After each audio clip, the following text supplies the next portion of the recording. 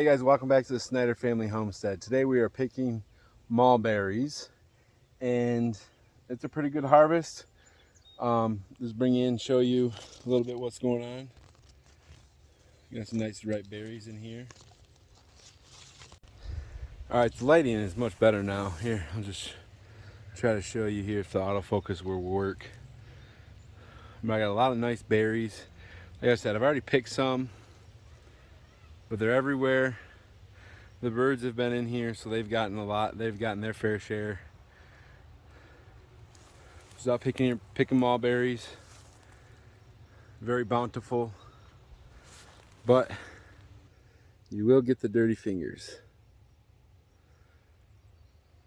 But anyways, I'll show you an update on how many I picked. I'll show you a little bit. I've been picking for about 15 minutes. I got maybe a cup. I really don't have a whole lot of patience for picking mulberries for a long time because it takes a long time to get some. So usually what I do, if I have the opportunity, is I go out and pick a cup, literally like a coffee cup full, go back inside, come back out, pick a coffee cup full, and every time I think about it, I'll just go back out and pick a coffee cup full, and do that a couple times, or grab a kid or your wife or significant other or whatever, and then just go fill up a couple coffee cups and a couple trips outside like that. You'll have enough to make some jam or cobbler or something like that. But so also I'd like to show you, I do have a wild stand of blackberries plants, thanks to the birds. I do have quite a bit of them, probably enough to make at least a batch of blackberry jam or jelly or a blackberry cobbler. I got some more back here, but also I have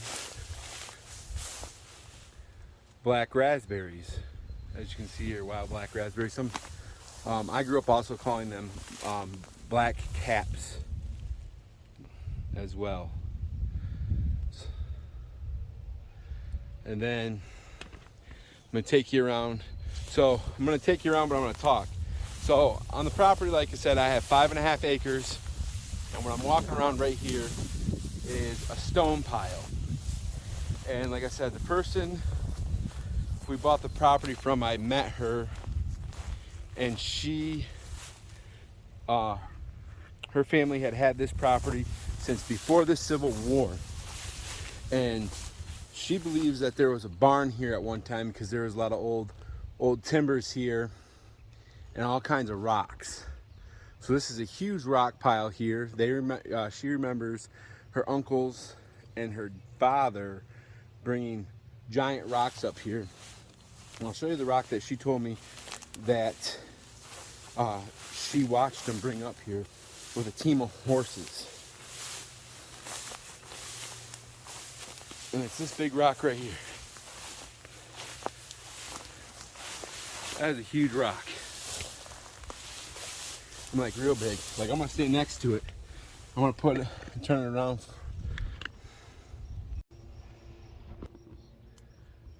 Like that's how big that rock is. I'm 6'2". I mean, this isn't really doing it any justice. I'm gonna try to fix this here. Sorry, like I said, I'm a semi-professional YouTuber, but I'm 6'2", and this rock is massive. Like it's 8 foot long. I mean, I couldn't even begin to estimate the weight of this. I mean right here, I mean, if I was to cut a section right here, I mean, that would be, 2,000 pounds, 2,000, so maybe 20,000 pounds, maybe, I don't know.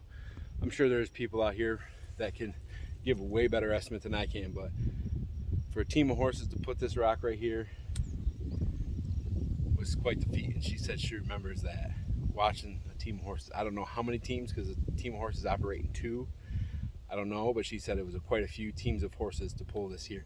I'm sure they had it on some kind of sled, a rock sled, or it somehow managed to dig, 2 holes underneath of it to run some timbers underneath of it and chain it to the timber somehow, or something like that.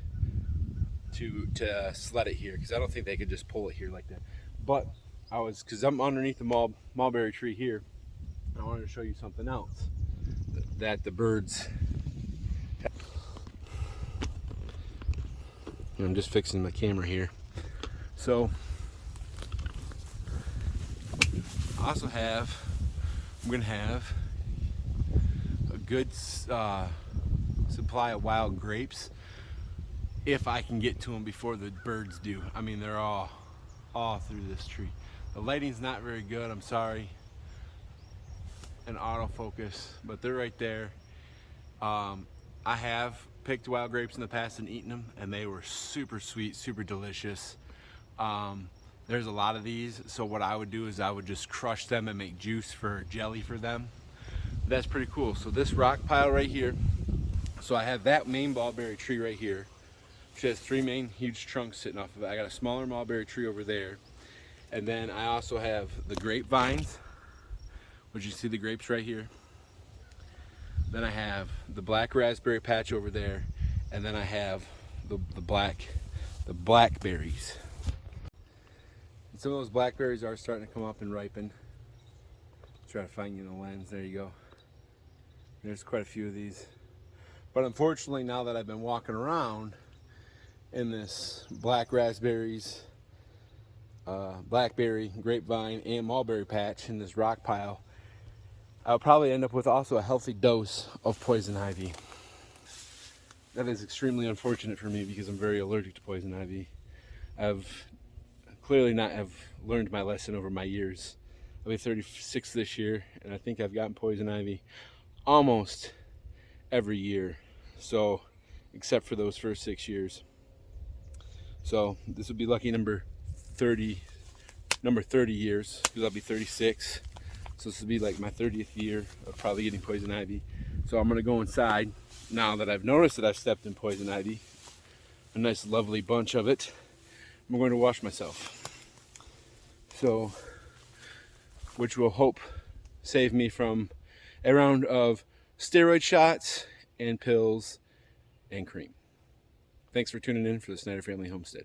Have a good day.